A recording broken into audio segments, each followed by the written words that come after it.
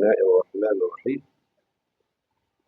إن الحمد لله نحمده ونستعينه ونستغفره ونستهديه ونتوب إليه ونتوكل عليه ونعوذ بالله من شرور أنفسنا ومن سيئات أعمالنا إنه من يهدي الله فلا مضل له ومن يضلل فلا هادي له وأشهد أن لا إله إلا الله وحده لا شريك له وأشهد أن محمدا عبده ورسوله صلى الله وسلم عليه وآله وصحبه والتابعين لهم بإحسان إلى يوم الدين وبعد.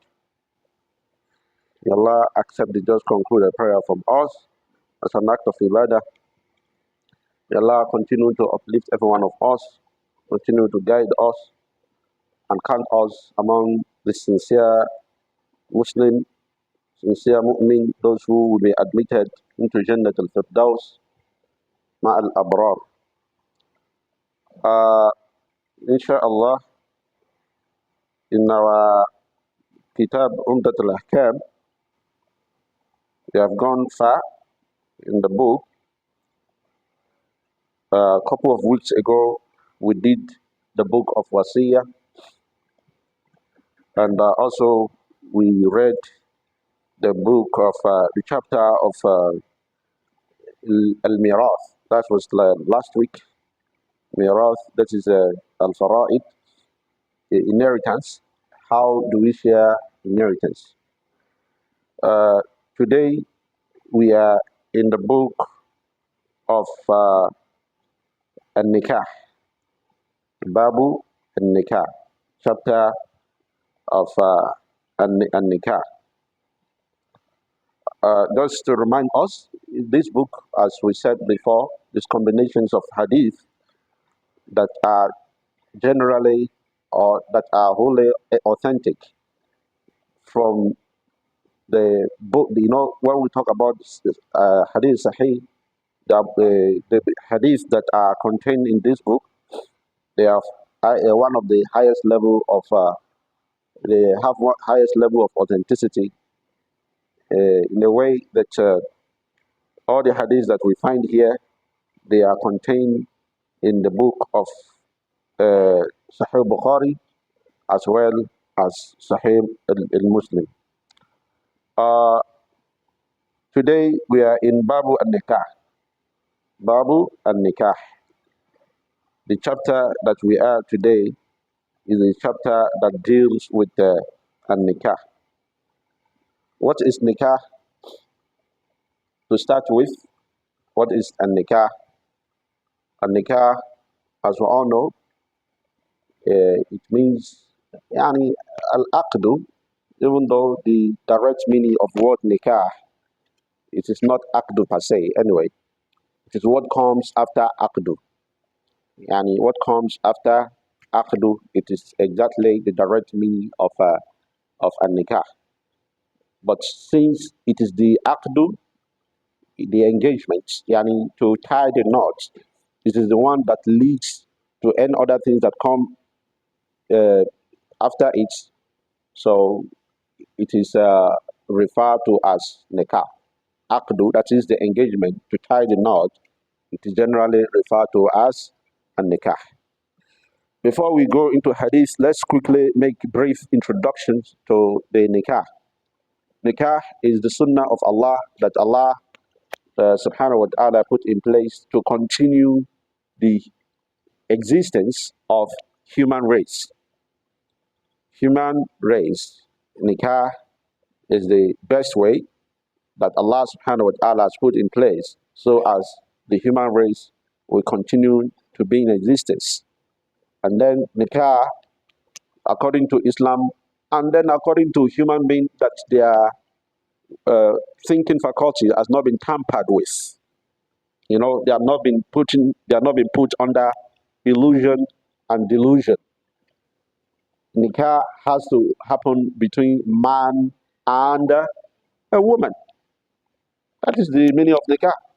Man and a woman.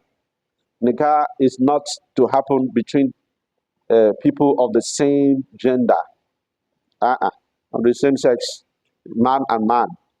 As they're trying to portray it now, that nikah can be man and woman can take, man and man can take them to court, and then they call them husband and wife. I recently saw something.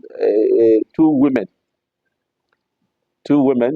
they did the engagement in a car, and then one of them wore suits, the other one wore normal those dress that they used to put on as, to represent the bride.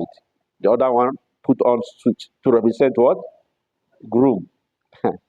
But when I look at that thing, I say it is as these people, they are as confused as ever, because inside them they know the truth, but they are denying it.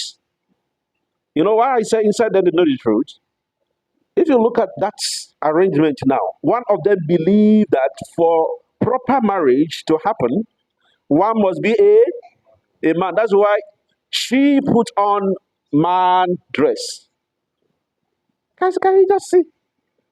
She put on man dress, and the other put on woman dress. That is what they call confusion. May Allah save us from that.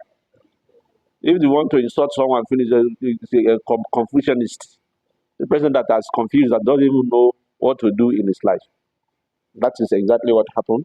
So nikah, as we said, that's marriage or an akdu. Yani marriage, maybe ceremony is not what we mean anyway, but we mean akdu.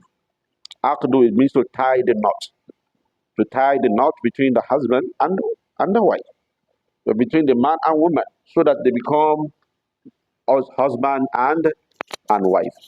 There are a lot of process. There are a lot of things that we all know that will happen in Islam. Yani four of them: الوجوب يعني القبول والإيجاب والقبول. الإيجاب والقبول means the proposal and acceptance, and presence of the al-wala, yani the presence of al-wali, presence of wali. Must have wali from the guidance from the side of the woman and from the side of man. I mean, usually the parents or those who are in charge. And after that, we know a sadaq, yani muhur. That the dowry there, one would translate to be dowry, even though al muhur is different, but dowry is not, can be, in most cases, is translated to just be gift. But this one is not a gift, it's compulsory, that it's compulsory aspect of the marriage that a man will give to his woman. It's not the dowry that you give go and get the list of families of the one long list like this, one tuber of yam, one something of this. It's not that one. That one is by the way. That one is maybe tradition or something. It's a gift anyway. It can be categorized under gift, which is recommended too. But the one we are talking about here, it is the one called a dowry. That's compulsorily a man must give it to a woman, and then it belongs to the woman, not to the family. And lastly, is a shahada. There must be uh, shaheed. Shaheed, those who testify, witness from from the this party and the other party. So when we have all these things, that's what is called aqd bin nikah. But before we go deep, let me ask this question: is nikah compulsory? Is nikah compulsory? I can see many people are shaking their head that it's not. Is it sunnah that if someone does not do it, the person or has committed a sin, or if someone, uh, yani, if someone does not do it, that's compulsory anyway. The person has committed sins. Is it like that? We agree that it's not. All right, it's not. Huh? If you can keep yourself. Okay. Anyway, to cut it short, the ruling of nikah, it changes from individual to another. If you say, what is the ruling of nikah? We cannot say categorically it's compulsory, and we cannot say it's not compulsory. It depends on individual. To some people, Nikah can take, yani, nikah can take all the legal rules of Islam. There are five legal rules of Islam. Nikah can take any one of them because those legal rules, they are the interpretations of all our actions. All actions that come from us, they are generally uh, categorized under one of these what? One of these legal rules. As we know, some of actions that we do, they are fara'id, they are compulsory. Another one, they are not compulsory. They are mandub, yani recommended. They are recommended. They are encouraged. They are encouraged. Some of our actions too, they are mubah. Mubah, it means start in between. Yani they are permissible. They are not encouraged, but they are permissible. If you like, do it. If you don't like, don't do it. Some of our actions, they are makruh. They are disliked. That is something that frowned at. That is don't do it. Discouraged. And then lastly, some of our actions are haram. Yani they are haram, that are sinful, that are punishable. So now let's quickly go. Nikah can fall under any one of these, depending on on individual. Depending on individual. To some people, nikah is compulsory. To some people, nikah is haram. And you see, nikah is haram. To some people, nikah is yani mandub. It's something that's encouraged. Yeah, and to some people, nikah is, if you like, if you don't like, don't do it. To some people, nikah is disliked and discouraged. Let's look at it. The basis for it, they are there are a lot of conditions, there are a lot of bases for it. But all in all, I will categorize them into two. All those conditions, I will group them into two. If one is there, or if two is there, yani, nikah is compulsory. If these two, or one of them, they are not the same category anyway. If one is not there, nikah is haram. If there is one that's very, very key in nikah, let's quickly take those things, two things I'm talking about. Number one, according to the hadith that we're going to take here, let's quickly look at that hadith, and then from that hadith, we will explain those two things. Rasulullah sallallahu alaihi wasallam, this hadith, as we said, is the chapter 9, the kitab of An-nikah. The hadith that we have here is hadith 307. It's from the authority of Abdullah ibn Mas'ud. And Abdullah ibn Mas'ud قال قال رسول الله صلى الله عليه وسلم يا معشر الشباب من استطاع منكم الباء فليتزوج فإنه أغض للبصر وأحسن الفرج ومن لم يستطع فعليه بالصيام فإنه له وجاء. Rasulullah sallam says that the hadith is from Abdullah ibn Mas'ud. He said, Ya ma'ashar al-shabab. Rasulullah says, Ya ma'ashar al-shabab. Ya ma'ashar al-shabab. Oh, you people. Actually, the hadith here, that word shabab is directly or is directed to youth. Youth. But if you want to translate it, the hadith is not only for youth, but it's only that the youth, they are the uh, the front head of the issue being discussed. They are the front runner of the issue being discussed. That's why it's directed to Ashabab, youth, or you youth. Then Rasulullah said, Man istata'a minkum al-ba'a. Why we say that thing is not only for youth, it means anything that anybody, either youth or old, that has the feeling, that has urge for him to what? For him to get married. For anybody that has that feeling or has urge for him to get married, this hadith is also directed to what? To him. And anybody that's matured enough then has the urge to get married, the hadith is directed to him. What is this? Rasulullah said, Man istata'a minkum al-ba'a. Who has the capacity, who has the capacity to shoulder the responsibility, then فَلْيَتَزَوَّجْ, let him get married. That word ba'a on its own, ba'a, it is something like maba'a in Arabic. It means uh, a place of stay, of abode. It means house. That is the direct meaning of al-ba'a. It means one of the major criteria of marriage is for someone to have where to live. But generally, that word al-ba'a, it means al-mu'una. Yani it means something far beyond house. It means responsibility, ability to take care of the responsibility. So, ability to show the responsibility, it is big criteria in what? In marriage. That is to say, going to marriage is going to what? Responsibility. That is just the meaning. Then Rasulullah says, anyone that has this ability to shoulder the responsibility, فَلْيَتَزَوَّجْ, let him get married. Because getting married will do two things to him.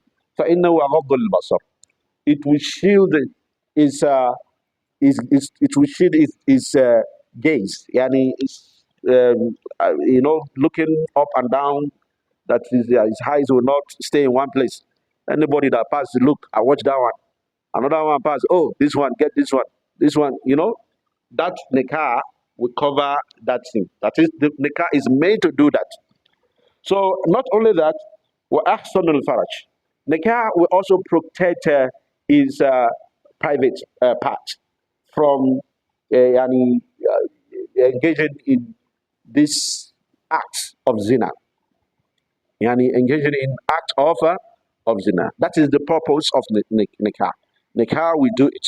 We do that for him. Nikah will protect his eyes to be looking up and down, those that are not halal for him, and also for him to engage in acts of immorality.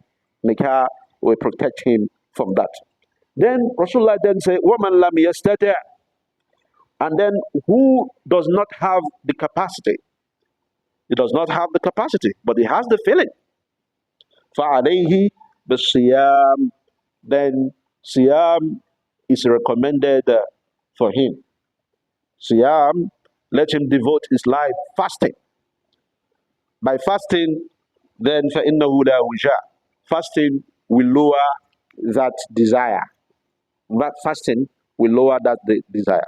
That is to say, here, the meaning of this directly, the fasting will lower the desire, is that we know that that desire always happens when someone is what? Is fed. Because the mani, the spermatozoa, is believed that is the residue of, the protein of our body, something, food, nutrient that come from the food, from the body. If that one is no longer there, surely it will dry, the desire will dry off. So that's what, if someone is hungry, and then you are bringing the woman to something, ideally, normally, he is not going to respond positively towards that direction. Let him keep on fasting, so that until he gets what? He gets mu'una. He gets ability to shoulder the responsibility. Now, let's now look at this. If you look at this hadith, there are two things that are involved. One of them is ability to take the responsibility. It does not mean until you have certain amount of money. No. It means if you have good job that you believe that job can get you something. So that is part of what? Part of al-ba'. So you can go and what? Go and get married. Or if you see someone, it's not necessarily that mu'una must be you, that you provide it by yourself. It must be, maybe you have a father that is ready to take the responsibility. Yes, you're part of this sitar. Can be directly by yourself, it can be through what? Through someone else. In any way, you have al-ba'a. You should do zawaj. And second thing that is involved, it is physical capability. Physical capability. So now, when now bring these two together, it is these two that will now determine whether nikah is compulsory or it is haram. If someone has these two, he has ability, mashallah, financial capability to take care of the responsibility. And then you have the urge. The urge is there in him. He has the feeling. And then he fear for himself that if I do not, he has the, what is it called? So that's some of the shabab they used to have. They have, especially those that are working class. The youth, some of the youth, they have gen. You know, those days. They have used that one to do a lot of zineva. Small gen. I better pass my neighbor. You put the gen there.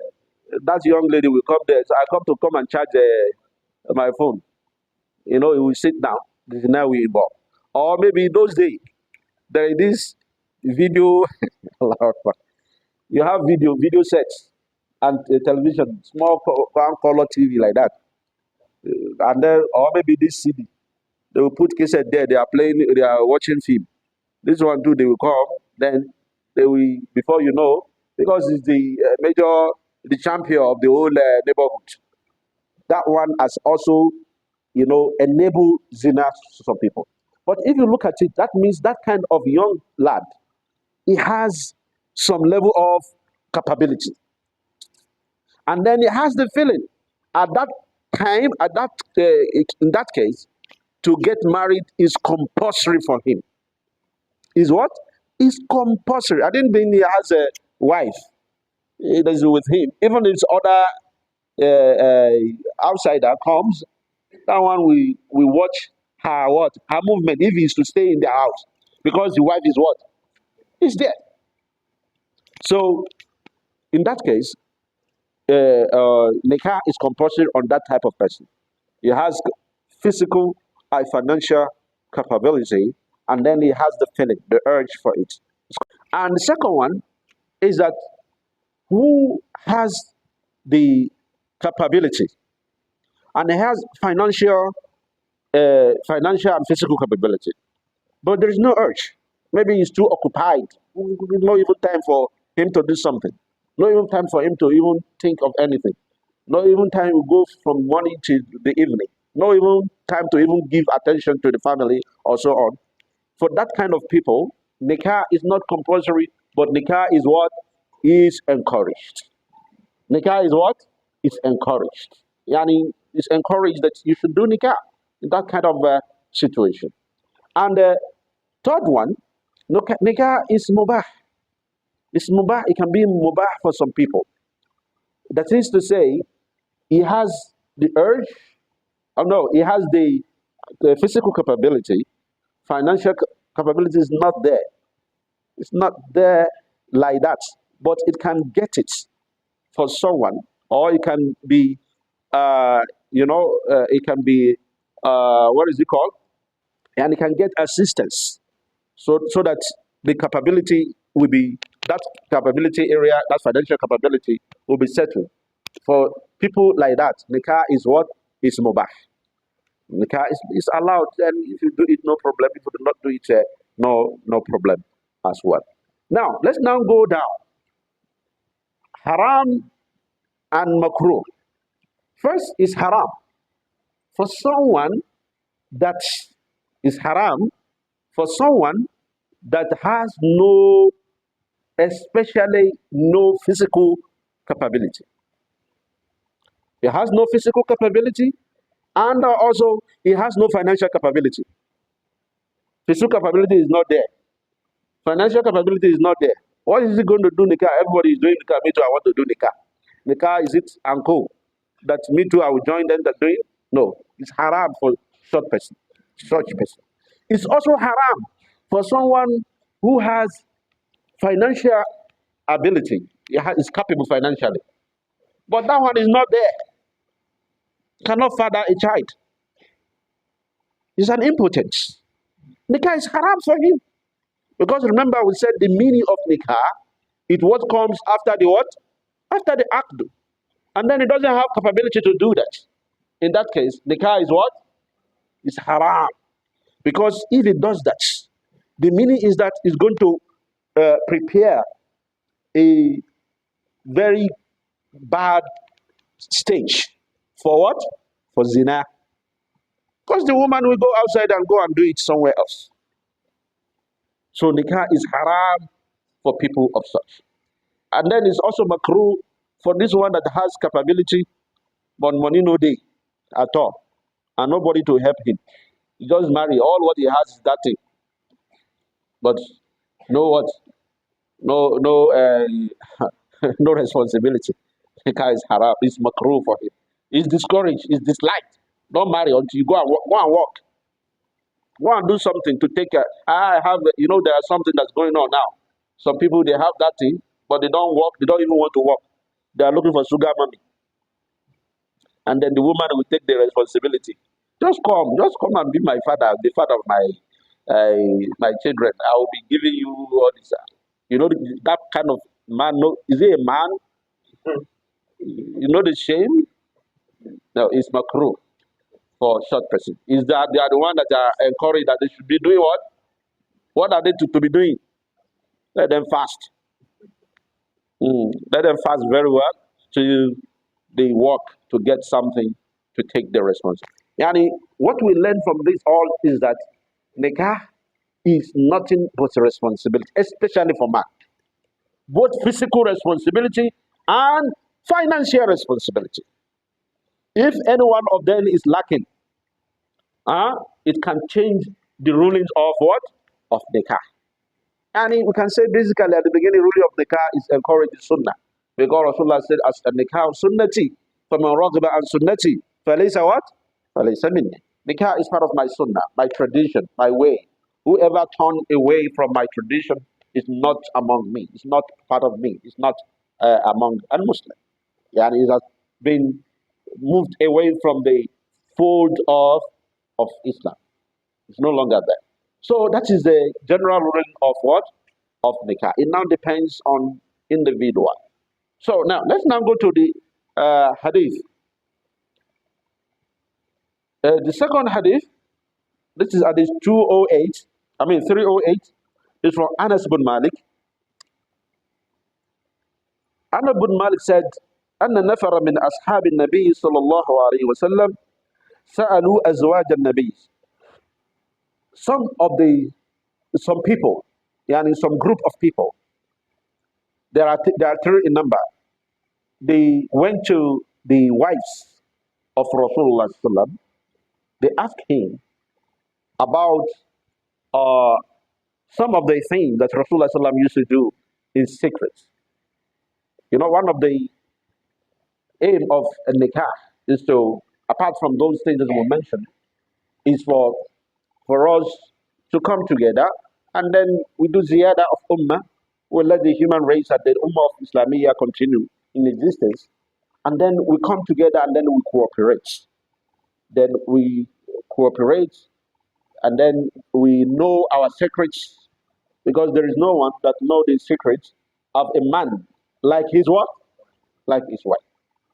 That's why if you want to see a man, if someone is a bad human being and they has a good wife, and they cannot be compatible in any way, unless if they become the same way, they must apply the same word, the same way. So, and then if a woman wants to be truthful about uh, the what is it called, the character of her husband, she surely knows everything about him. If a man today says that I'm a sheikh, I am this, mashallah, comes out pretending to us, mashallah, oh, this one is Zaid, mashallah, oh, this one is a sheikh. If you want to really know his secret, if you are close to his wife, if your wife comes out and say the truth about him, the wife says, this sheikh, the one we just, the first thing is, now you that people, we know you now. Because there's nothing you will do without the full knowledge of the what? Of the wife. That's why, Allah Akbar, Rasulullah sallam, when he was panicking, he was afraid for his life. When he saw the angel for the first time, he was shivering. His wife, who knew him very well, then he started saying some good things about him. That no, no, no, no. You are not the one. Wallahi, wallahi la yukhzik Allah. Allah will not dishonor you. Allah will not humiliate you. Allah will not put you into shame. God will not put you to shame. Why? Because you are a good man. If a woman should come out openly and say it with all sincerity that my husband is a good man, wallahi, that man is a good man. We're not talking about that some women.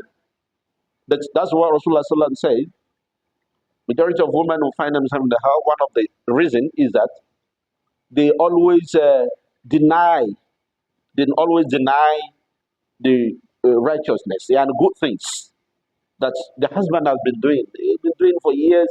Maybe if you found one thing in something, they say, I've never gained any, I've never received any benefit from you. You have never been useful to me throughout what? Your life. It's a big sin for a woman to say that. But a woman that's sincere with herself, if she gives a remark about the husband, that is the genuine what? Genuine remark. Just as Khadija gave it to Rasulullah Sallam. That's genuine remark. In fact, Rasulullah Sallam says that yani, uh, the best among you, is the best to his what? To his family. Charities must begin from where? Must begin at home. Start from at home. So now, this uh, Sahaba, they went to Rasulullah Sallam. They wanted to know about some of the secret behavior of Rasulullah Sallam, especially in terms of ibadah. How Rasulullah Sallam used to devote his time to worshiping Allah. How he used to worship Allah when people are not there. Then they asked some of their wives. And then they told them about how Rasulullah Sallam used to do tahajjud, how he used to stand up in the night, how he used to do this, how he used to do that, and so on and so forth. So when they got those information, then they came out when they saw that, oh, even Rasulullah, that Allah has forgiven all his sins, is the one that's putting in this effort, is the one that's doing this, is the one that's doing that, is the one that's standing up, the one that Allah has forgiven. What about us that Allah has not forgiven our sins? So it means we have to do that. We have to do more. Yeah, that is the feeling. There are a lot of lessons from this hadith. One of them is that the Sahaba of Rasulullah Sallam, they are completely committed to the way of Allah Subhanahu wa Taala. They are committed because they feel a little bit being not doing enough. They are feeling that they are not doing enough. And then if they cannot match the standard of Rasulullah Sallam, or even better, because Rasulullah is a prophet, all the sin is already forgiven. He is placed in Al Jannah. There is no doubt. What we that we do not know our place in Al Jannah, let's what? Let's work even harder than him. That is the feeling they had. And then they made up their own resolution. They made up their own mind. They are resolute about doing something. What are the things? قال بعضهم قال بعضهم لا أتزوج النساء. So they came out. Some of them said, since we've heard that Rasulullah is doing this much, me, I'm not going to get married my life. I'm not going to marry any woman. I'm not going to marry so that I will what? I will devote my time to ibadah, to worship. I will devote my time to worship. I will seclude myself in the place of worship. Will not even associate myself with family. Women. We say that to marry now is to have responsibility. Any responsibility that will not allow me to do more of ibadah, I will not. I will not marry. Then another one, وقال بعضهم, some of them says, لا آكل اللحم. Me, I will become vegetarian. I will become what? A vegetarian. That is why some people believe that to become a vegetarian is one of way of getting some spiritual, spiritual status. You want to get higher status or spiritual advantage, you have to what? You have to distance from anything that come from living being. So you do not eat it, so that you get spiritual status or something. Some of them understood it that way, and then they made that resolution. And then وقال بعضهم لا أنام على فراش. Someone said that me, I will not sleep on a firash, on a what is it called? A carpet, or on anything. I will not sleep at all. Maybe if I to sleep, I'll just sleep like this, then wake up, do tahajjud. I will not sleep on firash. So these are the things that they said with the aim of doing more. I want us to understand it with the aim of what? Of doing more of ibadah. They did not say that they would do that so that they would deprive themselves only. They wanted to do what? To do more ibadah. Then Rasulullah sallallahu alayhi wa sallam overheard them.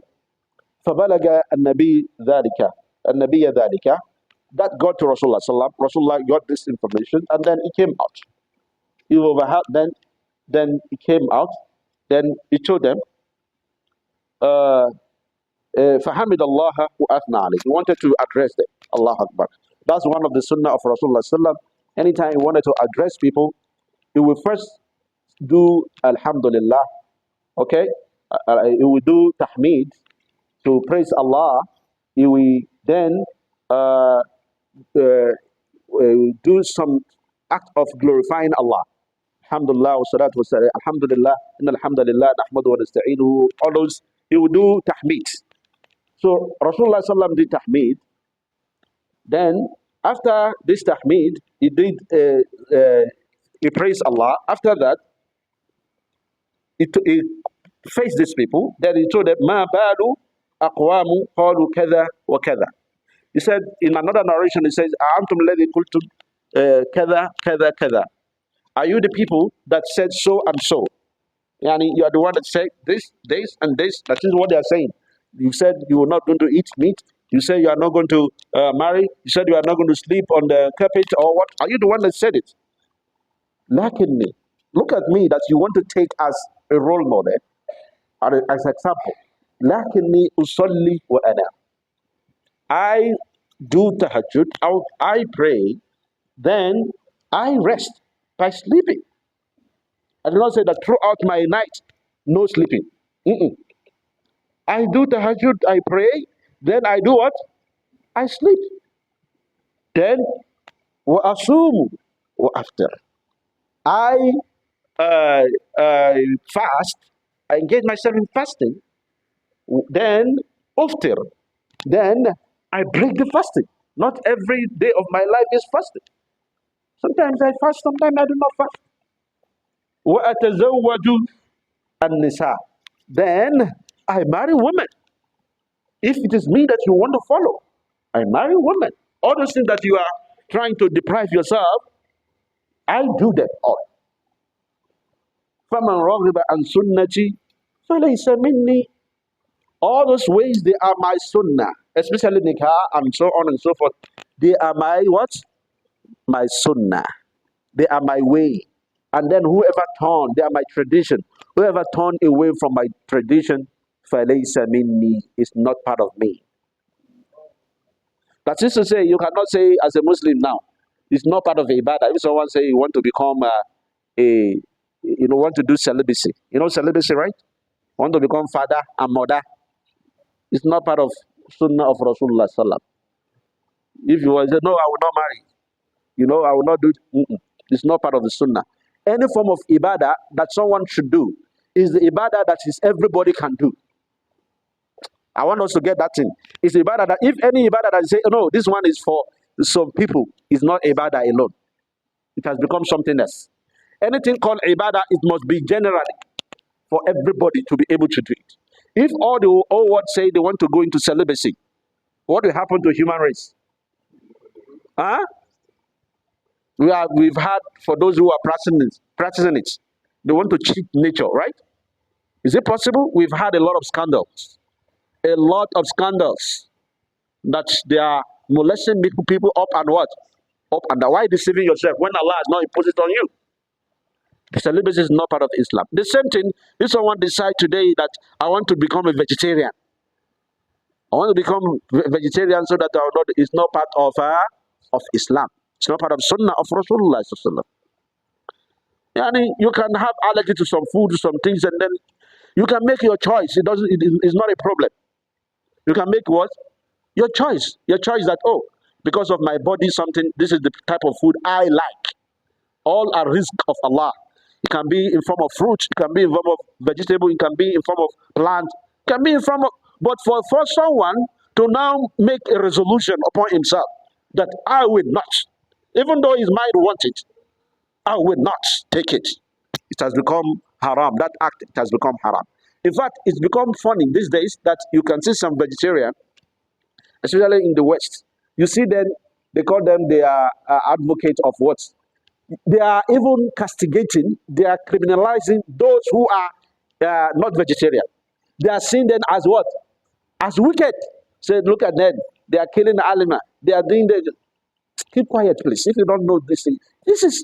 There are a lot of delusion in the whole world. Wallahi lazim.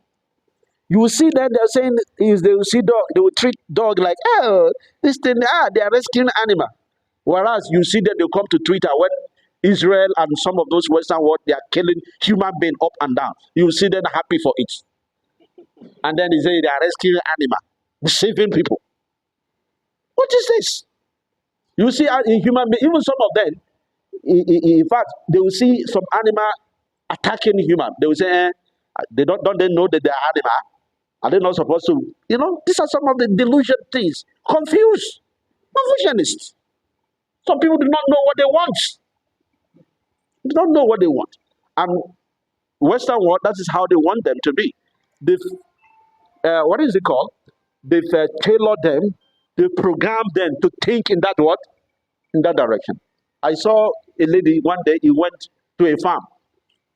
A farm, this, they are, I mean, where they are having this livestock, cows and so on.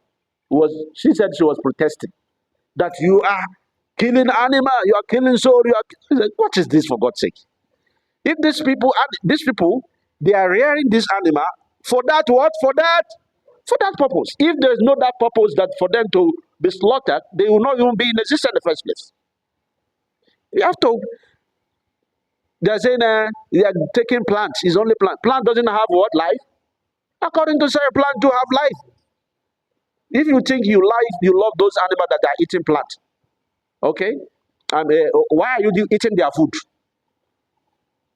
So if you are doing this campaign to your fellow human, you have to extend it to what? To lions and all those carnivores. You have to extend it to them to go and do something in front of lion. They don't eat animal. Haba, haba. We have to be realistic for everything, in everything we are doing. So that is the Islamic standard for all those things. No celibacy, no vegetarianism, no all those things. They are not part of what? Part of the teaching, part of the sunnah of Rasulullah sallallahu alaihi wasallam. And then Muslims should desist away from it.